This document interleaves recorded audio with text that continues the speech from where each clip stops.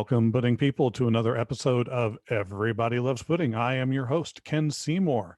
Today we have an exciting interview for you. We have Miss Liliana Tandon. Did I pronounce that with sufficient flair? Yes. Fantastic. Thank you so much for being with us today. Thank you. Thank you so much for having me. I wish I could be in a studio with you, but this works too.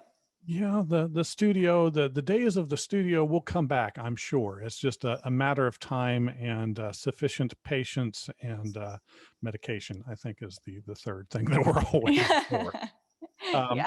So let's start at the beginning. I always love to start at the beginning because mainly that's the easiest thing to do. How did you get your start in acting? What's the thing that got the acting bug to just take hold for you? Yeah. I always loved movies and watching movies. But kind of what gave me my start was when I was 10 or 11 years old. I spent my first summer at a wonderful camp called Brown Ledge. It's in Colchester, Vermont, right on Lake Champlain. It's beautiful. And it's not a theater camp. It is known though to have a very amazing theater department. So I went there with my sights set on horseback riding. That was when I was 10 and 11. That was kind of like, I want to be around the horses. That sounds great. But my older sister, Xandra, she auditioned for a play and she loved it and started being in the plays. And I said, hey, I want to copy her. I want to be in the plays. So I started auditioning for the plays as well. And that's kind of how I got my start. Brown Ledge was incredible. We did 3 one-act plays every single week. It was 8 weeks long, 3 one-act plays every week, and then a full-length play in 2 weeks and a full-length musical in 2 weeks. So it was a really amazing way to train and learn how to learn lines really quickly and develop character really quickly. So it was really fun. Those summer activities, for those that are able to engage, are some of the most memory forming, some of the most emotional context forming things for a lot of kids. I know I went to summer camps too. I don't think I had anything quite as magical as performing plays. Most of mine were, hey, we're the police and we're going to have a camp for a week. Do you want to be a police officer? No, I don't know why I'm here. But so I think you got the good side of that. Now you proceeded, you studied in New York. And you also were at the Stella Adler studio, right? Yes. What was it like to be able to be part of a very specific and targeted, regimented training like you would get at that studio? Yeah. So I came to New York City to go to NYU Tisch. And if people don't know how Tisch works, kind of you get into Tisch, which is the art school at NYU. But then if you are an actor, there are multiple different studios within Tisch that you can be placed in as an actor. So I was placed as a freshman in the Stella Adler Studio of Acting. And that was a conservatory training. And what I did love though about NYU was that they had within their conservatory training, you had 3 days of conservatory, 9 to 6, you're in conservatory, you're doing acting training, and often with performances or rehearsals in the evening as well. But then 2 days a week, you were at NYU doing general education courses.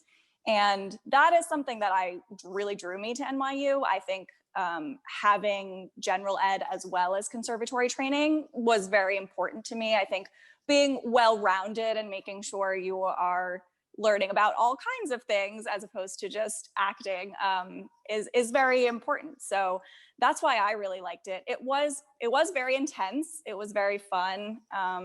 But I learned, it's interesting to reflect back on, honestly, being in a conservatory training. And I think some of it's been really valuable and some of it I've had to say, okay, as I've gotten out into the real world and learning how this industry works, you kind of have to take, as with anything, you kind of have to take what works for you and leave what doesn't work for you. And I think it's really easy with something like a conservatory training to say, okay, this is the gospel. I must do this the entire, this is how I will be successful as an actor. I must follow these specific steps. But as I've gotten older, I realized, okay, no, acting, not every person is the same. Not every training, every specific piece of every training will work for everybody. So you have to realize that you might have to develop your own and figure out what works for you and how you feel most powerful within the characters you're trying to play or within the acting moment you are having at that time.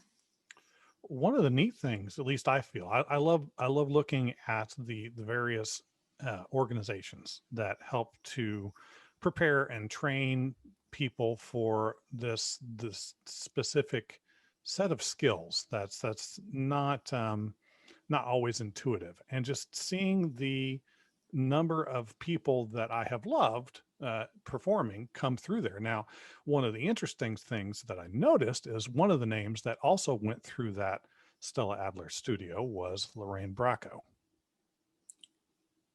Did she really? How did I not know this? How did I not know this? Yeah, I did some digging, a little poking here and there after I had some time. It was really interesting. I mean, there are some really awesome actors and actresses that have come through that particular studio.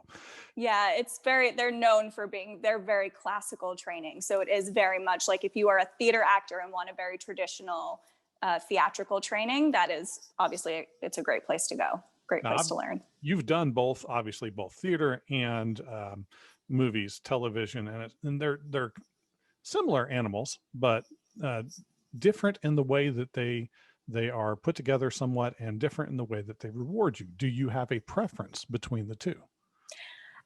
It's funny, growing up, and especially at the beginning of college, I was very much like theater. That's all I want to do. But after I got out of school and kind of towards the end of my senior year, and then once I got out, I really realized, well, I've always been passionate about film and television. I always knew that I wanted to be in movies. That was definitely, something I wanted to accomplish. But because I was within this very intensive theatrical training, I was very focused on, once I graduate, I will be working in theater.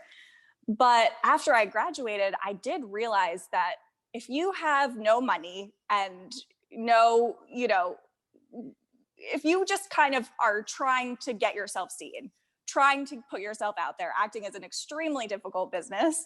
And how do you get noticed? How do you get seen? There's so many people, just even within New York, let alone the rest of the country, trying to be an actor, trying to be actors. So I quickly realized that film and TV is an easier way to make something yourself with no money and make it look really good. I think it's harder for super low budget theater to look as good as you can make super low budget film look, because there are tricks you can play with film. If you iPhones now, this iPhone I'm recording on right now, they have amazing cameras on them now. You don't even need to buy fancy equipment at this point to make a film or to make a web series. So that was kind of what really pulled me into it. And now I'm really focused on that. But I do hope one day to get back to theater. There is something about getting that immediate reaction from the crowd. I was lucky enough to do some theater in college, and that was my favorite part, being able to see people's reaction, and then of course trying to not forget where I was. Yes, it's true. There really is nothing like live theater and being in a play. And I mean, I learned, I had never been the lead in a feature film before Ring for Christmas, but I had been leads in plays, and it's so wonderful to be able to go chronologically, and you get to build this character, and it's different every night, and you get to experience this thing with the audience. Whereas film, it's like, okay, first day, you just met Michael Gross, but you're going to do a super dramatic, intense, intimate scene with him. Like you don't get to build any sort of, or it's like, oh, this is the end of the movie, and we're filming it first because of the location we're in. So it definitely is a completely different animal. I think it's rewarding, obviously, in its own ways, but you are so right that there's nothing like being in a theater, being with the audience. That experience of going through something together is really special. And plus it has the kind of the olfactory sense just everything is kind of in. I mean, when you have a movie, the ultimate result, unless you're in a movie theater, which will hopefully happen again. Oh gosh, knock But on. yeah, I've got my fingers crossed. I'm going through withdrawal. It's been a very long time, and I have the constant sad face. People keep asking. It's like, why are you upset? It's like, I can't go to the movie theater. Yeah. But it doesn't have that. It's sometimes a little more difficult to create that emotional connection when you see the product. But that kind of leads me to a question that I've asked a couple of other actors and actresses. When you are putting together these productions out of order, how do you personally get to a place where you can feel like you are within the character and within the moment when you're taking it in that kind of weird direction? Oh, that's a really great question. And I'm sure it varies for every actor. And it was difficult for me on this film at times because, as you know, I was the writer of A Ring for Christmas as well as the lead actress. So it was difficult because most of the time when you're on a set and you're an actor, you can leave from your scenes for the day and go home and be in the character and think about your scenes for the next day and do what you need to do to get to where you need to go. But kind of for me, it was like, all right, do we have the pages for tomorrow? Do we need changes to be made? Do we need to do we need to switch around the order we're filming scenes? And trying to work with the production on making the actual production run, as opposed to just, okay, now I'm done, I'm gonna leave and go be an actor. So it definitely was a difficult process on this one. But I think one thing that really helps that I was extremely lucky with on this production is having great, generous other actors that you're working with. I think having people who show up to set really ready to work and who are really generous with their acting, like Lorraine and like Michael Gross, and Dean Geyer as well, and Charles Hittinger, who also are amazing cast members of Bring for Christmas. If you have people who are there in the scene with you, it's a lot easier to get there. So I think if you also, I'd say at a basic level, you have to know the script. Hmm. If you know the script backwards and forwards, you know where you need to be in certain scenes, you know what the story is of the scene, you know what point of the movie this needs to take place, where your character needs to be. It's a lot easier, but you have to know the script front and back. That's a given.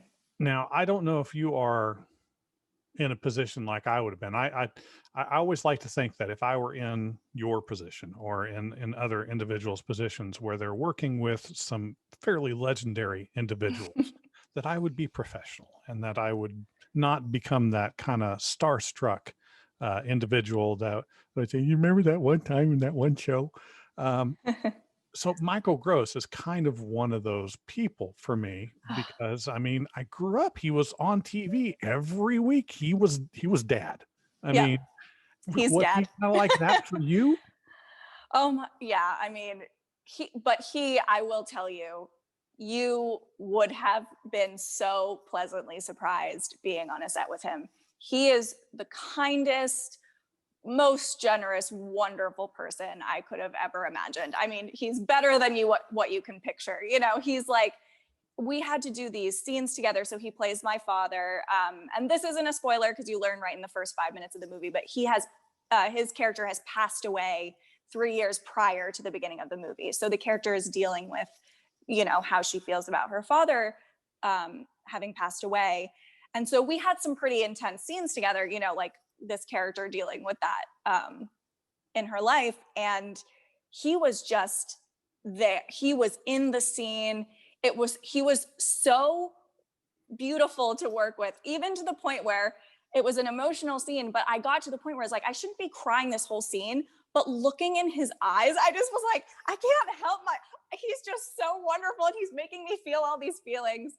And I think what you'll appreciate too, to go along with what you said about being starstruck is, if you're the me on the set, you're the one who's going to ask for the pictures with the Michaels and with the Lorraines. We finished our last scene together and he immediately said, "Hey, could we get a picture together?" And it made me feel so wonderful. The fact that first of all, maybe he wanted a picture with me, which was so nice. And that he knew to offer it first, she might want one with me, and I'll offer to take the picture with her first. And it was just such a wonderful feeling to feel like, oh, he's part of the team. You know, yes, he's Michael Gross, but he's also Michael, and he's part of the cast, and he's part of the team, and he knows that he had, you know, I do think he and Lorraine were great about, they understood that they had to be the ones, you know, creating that feeling, because they're the big people on the set. Yeah. So I did really appreciate that both of them kind of understood that it was their job to kind of make us feel okay around them, and like make sure we could do the scenes. But yeah, they were both, Michael and Lorraine were both wonderful to work with. Yeah, that sounds like just kind of a fantastic environment to be in too. Yeah. What maybe okay, so now I'm gonna backtrack because we kind of move forward to that movie. I hadn't mentally gotten to that point. Sorry. Yeah. No, that's okay, because this is meant to be fluid, and even if I can't keep up, we're gonna go wherever we go. Perfect. But so now the first movie that you were listed in IMDb as like an extra was Kill the Irishman.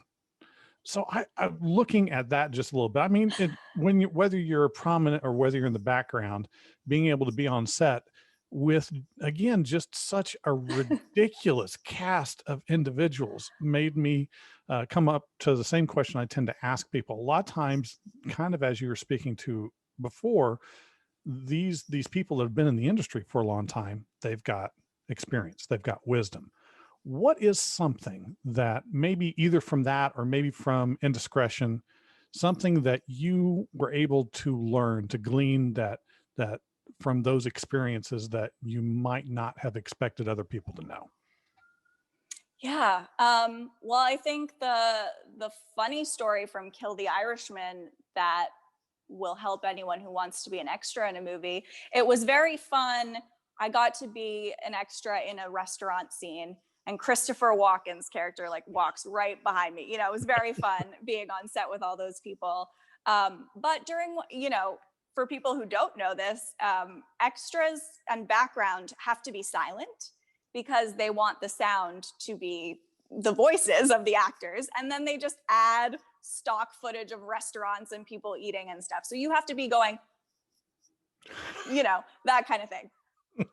I hit my knife onto my plate at one point during the shooting, and I was like, I am just an extra on this scene, and I ruined a take by banging my knife on the thing. So that is, if you want to be an extra in a movie, make sure you don't make any noise, because that's the big one. And then, yeah, I have a fun connection too, because Paul Sorvino was in Kill the Irishman, and then I got to work with his daughter Mira Sorvino in Indiscretion, which premiered on Lifetime a couple years ago, and that was really fun to work on with Mira. I mean, I've gotten to do some scenes with some pretty amazing people. Right. I think, as you said, be professional. I think that's the biggest thing. I mean, when you're working with these people, their work, you have to remember they're working, and they do understand. I think most of the people I've worked with have been so gracious about, you know, making the chit chat. But I think the biggest thing is finding those moments and making sure you're not bothering someone. Because I know as an actor, if I'm standing there and doing a scene and I'm thinking about my character, I might look like I'm not doing anything, but someone might come over to me and start talking, and you don't really know. So I like to establish on set sometimes, like, what kind of actor are you? In between takes, do you like to talk? Do you like to be, you know, removed? So that you kind of are respectful of, no matter who they are, whether they're Mira Sorvino or anybody, you just be respectful of everyone's individual process, I think is important. That's when you just hire the assistant, and they're watching you the entire time, and anybody starts to approach, if they just kind of bomb, it's like, oh, it's wonderful to see you, and then just all of a sudden you're gone. They have no idea what's happening. Exactly. All right, so I had to get to this before we get chronologically to A Ring for Christmas. I have to admit, I have not seen this, but now that I've read into what it is and what it's about, I'm extremely curious. But the period piece, that you've done a couple of seasons of that web series, correct? Yes. It seems like it's a great source for comedy. I mean, just a subject that's already mildly uncomfortable for some individuals to think about. But adding a historical context, that could be a lot of potential there. What kind of got you to do that project? Yeah, so Period Piece is a comedic short form web series that explores women in different periods of history having their periods. And each episode is an individual time period. And I did research on those time periods and learned either historical fact or historical myth about how people viewed menstruation during that time, and then built a comedic episode around it. The episodes are not historically accurate, so don't watch them for any sort of historical accuracy. They definitely exaggerate the things that I learned about that time period. But it's funny, I had never been someone who said, I'm going to graduate and I'm going to create my own work. That was kind of never, to be honest, I feel like I kind of actually didn't want to do it. Like I was like, I want to be an actor who's an actor, and I don't want to. It was kind of right at the beginning of the whole craze of like, creators creating, and it was becoming really popular and really, I mean, it was already happening when I made Period Piece, but it was definitely trendy, to be create a web series, and I never wanted to do that. Now I could not advocate more strongly for actors creating their own work, especially something like a web series. But I came to that idea. My friend Rachel Kent and I, who's actually in A Ring for Christmas, she and I were just sitting on her couch drinking some wine and started laughing about period piece, just the phrase period piece. We were like, that's a funny pun. Like, what if it were a period piece about periods? And we thought it was very funny. And we kind of joked about making a show about it, but it seemed kind of like, oh, well, we're just goofing around. But I woke up the next morning and I said, you know what? I think there's actually something here. I think this is actually a kernel of a very, very funny, very good idea. So I just started researching and started writing it. And again, I was not a writer. I never considered myself a writer, but my advice to any actor who's like, I want to create something, but I'm not a writer, just do it. You'll figure it out as you go along. Just try it. There's no harm in trying. And it could pay off. It could be something you learn that you really love, which is what happened with me. So it was very successful. I think I made it really right at the right time. That was right before the Me Too movement. People were really, this was a hot topic, like menstrual rights. That was like a really big topic when this was coming out. So it was definitely the right time. And it was really fun. I mean, I made 2 seasons. Mostly, I made it with my friends. We were kind of just, for the first season, especially kind of scrapping things together, filmed a lot in my apartment, kind of guerrilla filming around. But it was so much fun. And my friend Amanda Roberge, who's so talented, she did all the costumes for it, all of the historical costumes. And it was so fun. Like, we have big bustles in a Victorian episode. They were just pillows tied together. You make things happen. They look like real bustles, but they were just pillows. So now it has over 1.6 million views on YouTube, and we got written about in 17 and Cosmopolitan and even India Today and Marie Claire France. We kind of went international a little bit. As I said, it was a very a hot topic at that time. So it was definitely the right time. People were very interested. And as to your point, I think what helped it be successful was it was approachable, because it was funny and it wasn't real, it was exaggerated, it was humor. And so it made even, guys who were like, ooh, menstruation, it made them like, oh, this is really funny. Like, this is great. Now I'm kind of like, oh, this is something normal. And that was a goal of mine going into it, was that, yes, it's a comedy series, but I really wanted it to show people, like, this is not a big deal. This is something most women have to go through once a month, and it's normal. It's fine. Yeah. It's something you can laugh at, but also something you can talk about. And, you shouldn't have to hide a tampon up your sleeve if you need to go to the bathroom, not that you have to wave it around, but, I think it was successful in that way of helping people feel a little more comfortable, which is definitely what I wanted. Well, that definitely is a good thing. Being able to create something that can start conversations from a point of empathy, and Yes.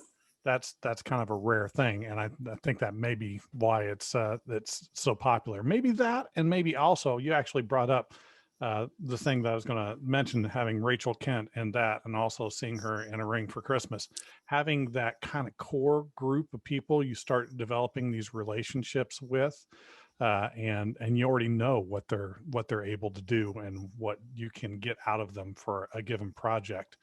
Yeah, absolutely. There are a couple people. Yeah, Kate McGarrigle as well is also a period piece, as well as she plays Paulette in A Ring for Christmas, and my other friend Maddie Sykes is also in both, and then a friend who I made later, John Noblebarrick, is also in A Ring for Christmas, but he wasn't in the period piece stage. That's kind of awesome. Well, before we move on to A Ring for Christmas Yeah. specifically, what is in your research maybe the strangest thing you learned when researching for period piece?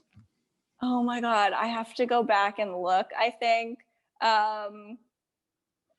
what are some, well, I did base one of the episodes on there's a book called The Red Tent that explores, it was a very popular book, it was a very successful book, and it was talking about women in biblical times who would go and lay in tents when they all were menstruating, and then the older women would pass down stories from the older generation. Hmm. And so I took that and I ran with it. I made it in that actually the women would go in there and it would turn into a big party, you know, and they would just hang out and they'd be like, great, we don't have to cook for our husbands this week. And that's kind of what it became. And what was very funny about saying that they were historical period pieces, because as I said, yes, I based them off of something I had found in research, but often they were myths or they weren't real, or I would exaggerate, as I said. So like with this biblical time, like it was clearly, but people would comment on the YouTube videos and say like, this would never happen. This is not how it would go down. And I was like, obviously this isn't what would happen. So I think for some people the humor was a little bit over their heads. Yeah. but but yeah, I appreciated the people who did understand that it was definitely exaggerated. Yeah, I'm definitely gonna have to give that a look, because that's any little bit of comedy right now is a fantastic. Agreed. Definitely agreed. Now, speaking of things that make you better, or make you feel better, the just looking at the synopsis of Ring for Christmas, it seems like kind of like a comfort food style of movie. Tell me a little bit about what this is about, and what you're trying to get at with the film. Yeah. So A Ring for Christmas follows my character, Angie Moore, who is a spoiled single girl living in New York City, living off her family money, but she gets cut off 25 days before Christmas. But when she discovers the existence of a very sizable trust fund set up for her that she will inherit when she gets married, she decides to find a man to marry by Christmas. So that's kind of the basic synopsis of the movie. And it's funny because you're so right. It's definitely, you know, one of those Christmas movies, you know. It's the movies you think of that are, you know, the TV Christmas movies that are, you know, very easily watchable, very fun, very festive. And so I think it's a good time, as you said, as much cheer as we can get these days, the better, in my opinion. Yeah. But yeah, what I was trying to get out of it, and this kind of relates to the work I've made in the past, is I definitely felt that I still wanted to create a woman and create a character that was complicated and had, you know, real things going on and real problems that she needed to address within herself and real growth that needed to happen. So you see a major transformation from the beginning of the movie to the end of the movie, and that doesn't just have to do with finding a man, which I think is something that makes this movie a little different. Is yes, it's very festive, it's very fun, it's what you expect from any of these TV Christmas movies, but it does have a hint of empowerment and a hint of, okay, this woman is getting what she wants on all aspects of her life. You know, she's not just feeling like she has to sacrifice this aspect in order to get this aspect, or because she's sacrificing this, she doesn't have this. Because I think that's, you know, it's nice to send the message that, you know, you don't need to be sacrificing, and you don't need, you can have it all, I guess, is the is the corny phrase that goes with that. But We need to see that once in a while. But that leads to actually something that is often a bone I have to pick with a lot of movies, and I wonder how you approach this particular conundrum. You talk about your main character being able to um, develop over the course of the film. One of the things that I see happen a lot, you have extraordinarily limited time in a standard movie, an hour to 2 hours, and you have multiple characters and you have history and a variety of different things to juggle. Do you how do you approach being able to put that growth in such a way so that it doesn't feel rushed by the end of the film? yeah, that's a good question. I mean, the simple answer and the kind of very basic answer is that you have to really understand film structure. And if you read books like Save the Cat, which is kind of the go-to Bible on screenwriting, you will see that if you follow a very distinct set of like, this happens now, and this character development happens now, and this character development happens now, then you will hopefully, if your writing is good, but you follow the structure, will create a character arc that is satisfying to your audience. And I think it's funny because when I first started writing this movie, this was my first feature that I had written. And as I said, I didn't go to school for screenwriting. And I had this idea in my head, like, I want to break all the screenwriting rules. I want to do what I want to do with this movie. And so I wrote a draft, and Laura Boersma, who is the producer behind Grand Falloon that produced A Ring for Christmas, she was also the producer on Indiscretion, and she's been a real mentor of mine, and she's kind of always at the other end of the phone when I need advice or help. So I sent her the script, and she called me and she was like, you know, this is great what you want to do, and I see what you're trying to do, but I think you should first make sure you understand how the film needs to work, and then you can break all the rules. So she was definitely brought me down to earth a little bit on that. And it's so true.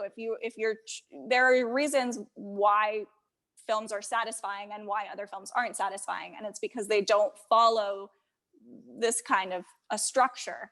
But I think, you know, from a creative standpoint, I do think there is something to be said about creating strong characters as well, and making sure you establish really strongly who your character is at the beginning, and make sure your audience likes them. I think that was something I really struggled against, because women and likability in film, I hate kind of the whole thing that women have to be likable in films, but there is a certain genre that works for, and Christmas movies aren't really one of them. You have to make sure your characters are likable and people want to watch them and people want to see them grow, because if they don't like them at the beginning, they won't care, and they won't want to see them grow. So they have to care Mhm. about the character. And then, yeah, just making sure the relationships are really strong. I think something I really enjoy is dialogue as well, just writing really strong dialogue and making sure you accomplish what you need in the scene, but you're also having fun and creating scenes that people really want to watch is helpful in terms of making people want to watch and continuing to stay with the character. Getting good at that standard two shot. Exactly. Now that actually kind of is something that I think it's something that a lot of people may not really think about too terribly much in films. Talking about that likability, you almost have to Mm, have it from the beginning, again, because of the time frame. I mean, I think of other things. You watch Breaking Bad, there's not a single likable character in that show to start, but it right. changes over time, and you just don't have that same kind of resource on your average movie, right? I think it also, something that kind of helped bring my ego way down was that, not that I had a huge ego, but it crushed what I did have, was being told, you can make your characters unlikable when you're somebody. People will watch Jennifer Aniston be unlikable. People will watch Steve Carell be unlikable. People will watch the Viola Davis be unlikable. They will watch actors who they're like, oh, but it's Viola Davis. Oh, but it's Jennifer Aniston. They will watch those movies. If you're a nobody, why will they care? So you need to make sure you draw them in with a character that makes them want to watch. And that was instantly what I was told. Like, when you have a big career that people will say, oh, but I'm just going to watch this movie because it's Jennifer Aniston, then you can do whatever you want.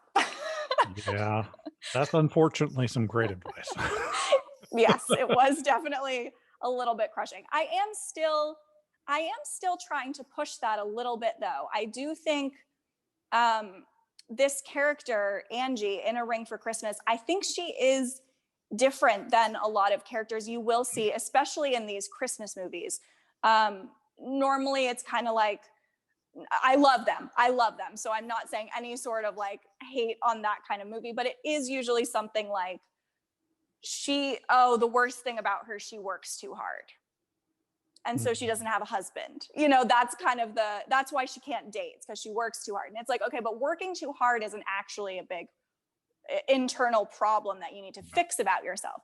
So I do think if people are looking for something, they want a fun, festive Christmas movie, but they want something a little different, I think this is a good movie for them, because I felt really strongly that she should be someone who has somewhere to grow. She has some things that, like, you're going to watch and be like, really, you're gonna say that, or you're gonna act that way. And then it's more fun, I think, when you get to go on her journey and see her change. Put in a nugget or two of clearly relatable trauma, and I'm sure that gets us to where we need to be. I definitely think she's very relatable. I definitely do. So, okay. So, all right. Before I go too far, I just had to say, you're talking about the producer. That's something maybe the listeners maybe don't get so much. I talk about movies and TV all the time. And when you talk to most people, they talk about the actors. They will sometimes talk about the directors. I will watch a Scorsese film no matter what. Sure.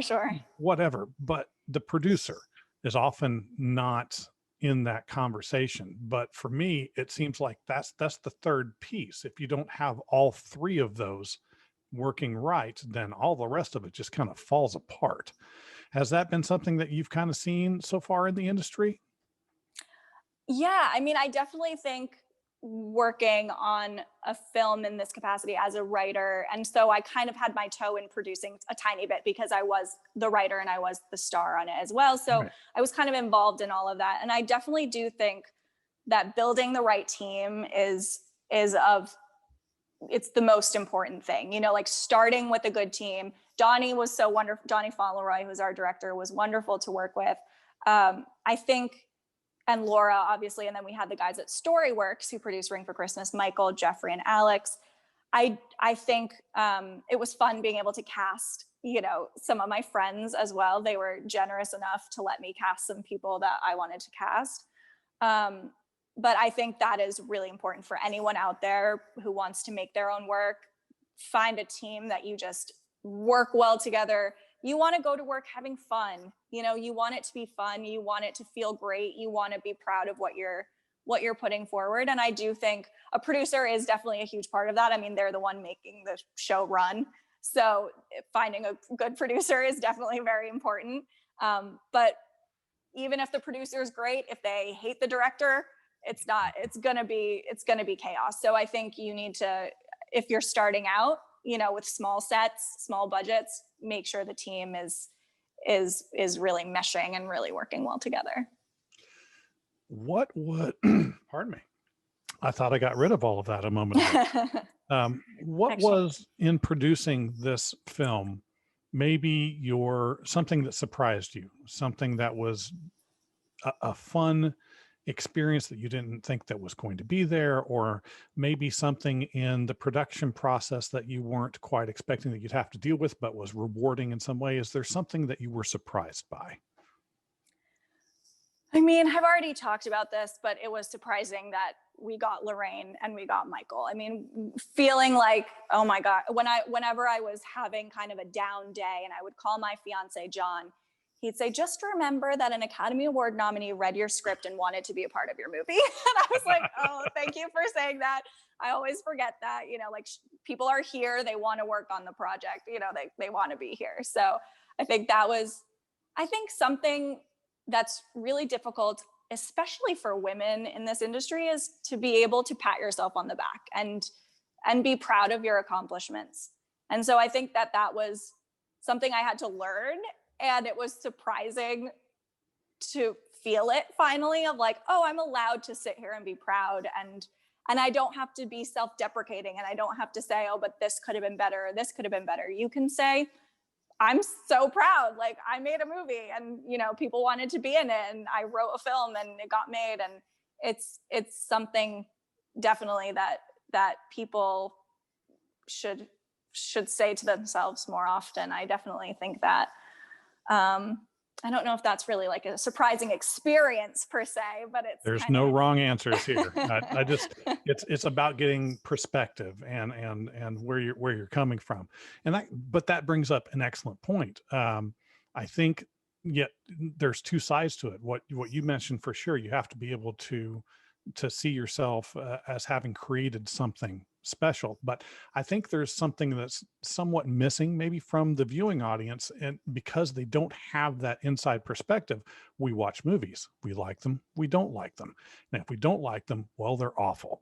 Well, no, they're just not to taste. And even the movie that is the biggest kind of confluence of awful things that happened and production messed up, it's still an amazing undertaking to even be able to put out this piece of art that everybody gets to enjoy. And maybe if we just kind of understand that, we can relax enough to be able to maybe enjoy something we wouldn't normally be able to enjoy.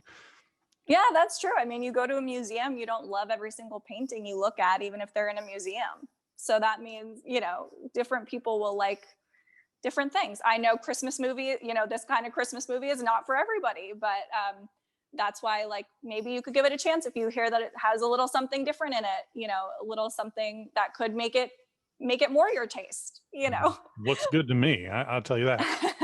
Well, talking about Christmas movies, it's a little early in a way for Christmas. Yeah. But I have to ask, what is your favorite Christmas movie, your go-to during the holidays? So yeah, well, to your point, it's funny. Normally I love Christmas. I'm such a Christmas person. Obviously I wrote a Christmas movie. You have to like Christmas if you write a Christmas movie, but, I'm normally a strict, like, after Thanksgiving kind of, then I can start Christmas. This year with everything going on, I'm like, let's start now. I don't care. Like Christmas, the holiday, not even just Christmas, any holiday that, the end of the year, New Year's, let's get a new year up in here. That would be great.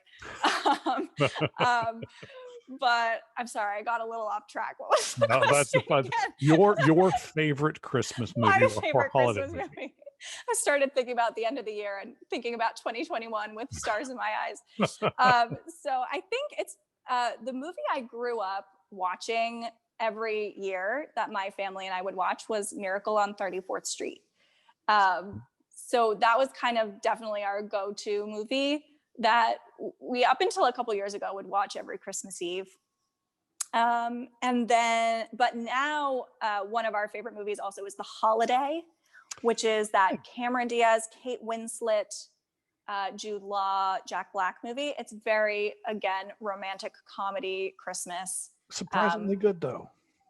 Yeah, but I don't think it has very good reviews. So as to your point, like, different people like different movies. I love that movie. I think it's so heartwarming and wonderful, but it is a little, it's a little different. It's more like a romantic comedy around Christmas time, as opposed to like, this is a Christmas movie. Right. Yeah. You're not going to go straight to the claymation Rudolph the Red-Nosed Reindeer. No, I finally did see, I hadn't even seen, but my fiance showed me, I hadn't even seen Charlie Brown Christmas until a couple years ago. I know, but now I love it. I mean, we have the DVD. I can see it over there. We have the DVD, as if we still watch DVDs that much. That is one of two I watch every year. I always have to see that one because we've all been the person that everything I touch just disintegrates, and then the people around you make things better. It's like, oh, that's what I need to see right now. Yes, yes, that Uh, does sound appropriate. yeah.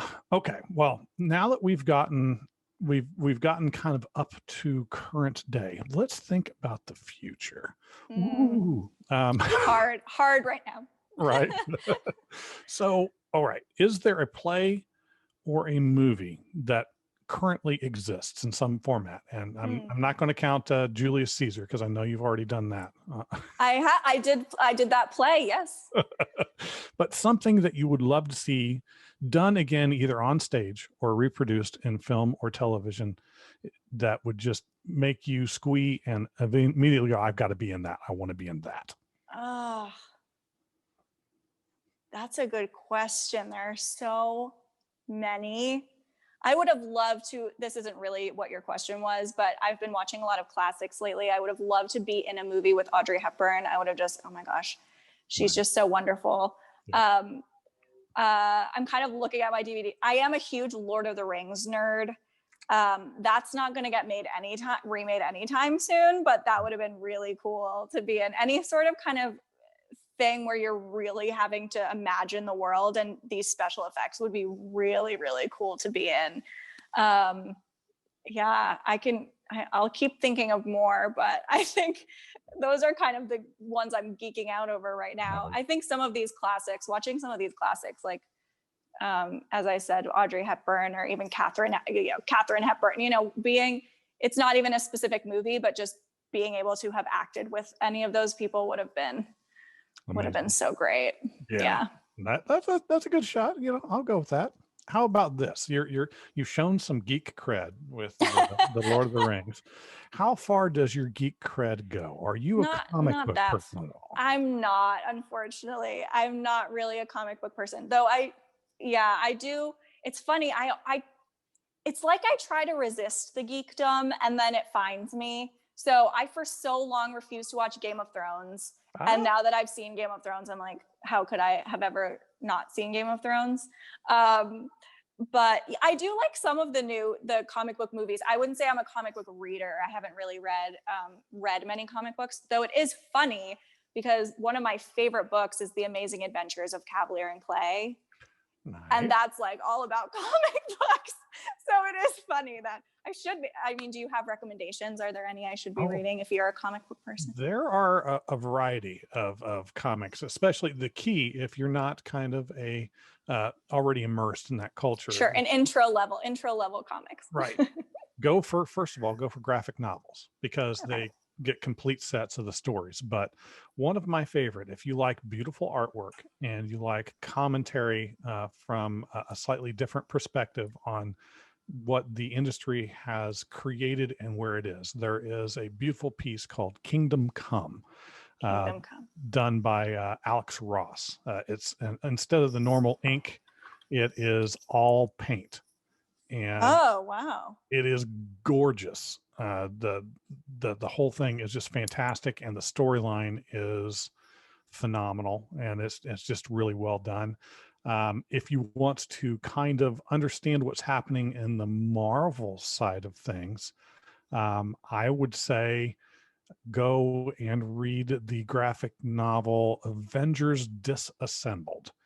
Okay. You don't have to know a whole lot going into that, but Okay. it gives you a little understanding of the Scarlet Witch character and what I think that they're going to be Okay. doing with her coming up. It is funny. I'm like, I think maybe that is what intimidates me, is that I'm like, okay, but if I haven't started at the beginning and watched these million other movies or read these million other books, then I won't understand what's going on if I watch the latest one. So that is comforting to Yeah. know. No, well, one thing that you will notice if you ever do go into the comic book side of things, they try to address that. They want new readers, and they know that new readers feel this weight, Intimidated, yeah. right? And so they reset the universe every 10 years. Oh, all right. For us longtime readers, it can sometimes be a little frustrating. Yeah, that would be nice for me, but maybe not for you. But it has its purpose. It's a good thing. Well, how about this? If you had the chance from the comic characters that you know, what is the comic character that you would love to play in a film? Mm, those are good ones. I did love the X-Men movies.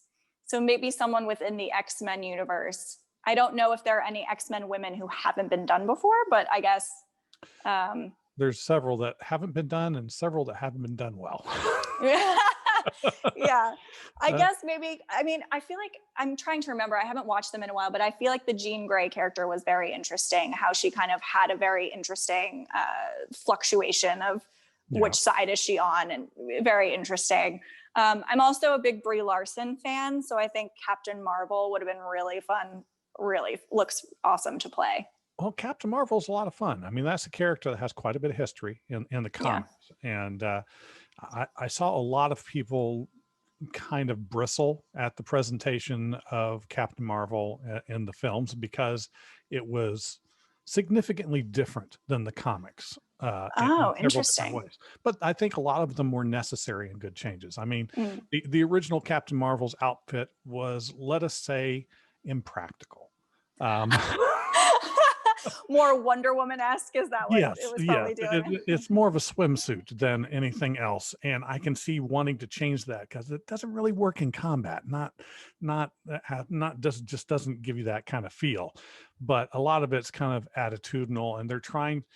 MCU, the people behind it, tried to very much push like, "Hey, this is a really interesting character, and we're going to present her in a powerful way." And I think it was kind of a lot of the old comic book guys like, "Well, you messed up all my other characters. Why I don't want to watch this?" It's like, nah, it's just fine. Uh, Sometimes you got to change things for the times. That's right? for sure. Yeah. It's still good. It's still good. So here would be my suggestion if you are kind of a fan of the X-Men. If you ever get a chance to play somebody uh, in kind of the X-Men universe, Jean Grey is a good one, but Kitty Pryde, just Kitty for Pryde. yeah, combination of the looks that you have and sort of fitting the traditional characterization of what you see in the comics, combined with the fact that they barely touched on her in the movies, and she has some of the best story in the comic. Oh. If you ever get a chance to do that, she goes from being kind of earthbound to being somebody that explores the universe, kind of a thing, and it's a lot of fun. Plus, she Oh, turns awesome. intangible. So All right, I'll just call Marvel. I'll just be right, like, yeah. hey. Say, hey, me now. You got to do the X-Men soon. Start working in the can. All right. Well, let's go with nonsensical questions. I always have a few of these. These usually are handled by my co-host, who is not here right now. Mm. But he often will ask when you are writing something or creating your work. We talk to a lot of artists, a lot of writers. They have music to inspire them. Do you have any specific music that inspires you in the creative process? Oh, not. I do think music is extremely important in terms of while I'm writing. No, I'm not someone who can listen to music while I write or read. I'm not, I mean, maybe classical, but anything with lyrics, I just go to I was never someone who could like talk in class, but also be listening to the teacher. Like that was never, I can't do both at once. But I do think sound and music is extremely important. And being able to, I have at one point when I'm reading been like writing something said, oh, I feel like this song would play well here, so then I play it and listen and kind of figure out if that would work. But any specific probably not. It depends on what I'm writing and what I'm working on, Nothing wrong but with that. definitely not while I'm writing. Quiet while I'm writing. Give your fiance that look. He walks in the room and he's just like the I'm writing look. It's like, oh, sorry. Okay, well, how about something a little more universal? Are you currently on the West Coast? No, I'm actually in New York City. New York City. Okay, so you're on the East Coast. Okay, are you a New York City pizza person or a Chicago pizza person? Where do you come down on this subject? I am a pizza person in general. My John and our two friends, Maddie and Michael, we are in we call ourselves the Pizza Club. And we go around to different famous, well-known pizza places within New York City. We have ventured out to Staten Island as well. Maybe New Jersey will be next, and try. It's funny. I love pizza. That is, I think, my favorite food. So I don't know if I'm really picky. I mean, I think a good classic New York is always good. Well, I maybe the think I have better to. question is, what is your favorite place to get a slice from right now? Okay. Well, I wouldn't get a slice here. You get a whole pizza. But our favorite place is Giuliana's, Mhm. which is, if you have you heard of Grimaldi's? Yes.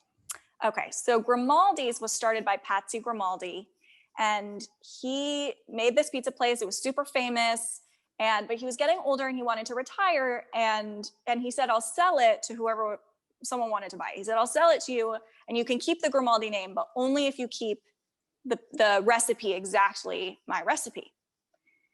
And I think the story is that he went back a couple years later. It wasn't quite up, what it was.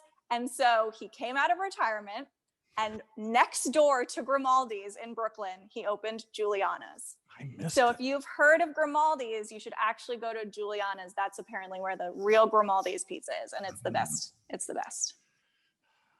Good information, because I get snippets. I don't get out to the East Coast very often, and so I've heard of certain places that I've got on my list, but I had not realized that had happened. Okay. What kind do you like? Personally, I am a deep dish pizza. So if you come to New York, so I do love deep dish as well. If you come to New York, you should try Emmett's. That is amazing, amazing deep dish pizza. They also do have thin crust if you want to try, but we did kind of like when we went, we did a very classic cheese, red sauce, classic deep dish. And then we did kind of one of their funky, I think it had like jalapeno on it. It was very good, but the deep dish was amazing. I appreciate the recommendations for sure. All right. So, and you're on a podcast called Everybody Loves Pudding. So often we will have to ask at least one question about pudding. Are you a pudding person? And if so, what kind? Oh, I feel like, to answer this question, I don't know if they're going to be actually puddings, but it's kind of what I would consider puddings, I guess. Close enough is good. My grandma used to make tapioca. So I am a tapioca. I love that old school tapioca. I like rice pudding as well. And something fun, I cook a lot of chickpeas. And you can make, this isn't pudding, it's mousse, but you can make chocolate mousse out of what's called aquafaba, which is the juice that chickpeas are in the chickpea cans. Really? It's crazy. And it comes out, you like whip it up, it turns like egg whites. You whip it up and you put chocolate in it, and it's like chocolate mousse. So that's kind of been that's not a pudding, but. Hey, I'll count it. The judges will back me on this. That's close. Absolutely. Well, before we end our fantastic conversation, are there any shout outs that you would like to give? Oh, well, I guess I should plug the movie. So Ring for Christmas aired November 8th at 7 p.m. Eastern time on Up TV. You can check it out. It actually, if that is too early for you to be celebrating Christmas, it will play throughout the season. You can go to Up TV's website and find out more viewing times there. I'll say hi to John and the Pizza Club. Hello, Donnie, and all the guys at Storyworks. Hello. And happy holidays, everybody. I guess that's it. Hey, I love it. I can't thank you enough for taking the time to talk with us today. I really enjoyed it. I hope you did as well. And I did. This was great. Thank you so much for having me. I can't wait to have you back when your next big project comes out. And got a couple things in the works. Got a couple scripts that I'm working on now. So I'm excited. Yes. One I think will be up your alley. It is completely a different thing for me, but I'm writing it with my fiance. He's very into sci-fi. He's not in the industry, but he was came up with this idea. It is a thriller, psychological thriller that takes place in space. Fun. So completely different than what I'm working on now, or Ring for Christmas, obviously. I like it. Well, it can be comforting in a different way.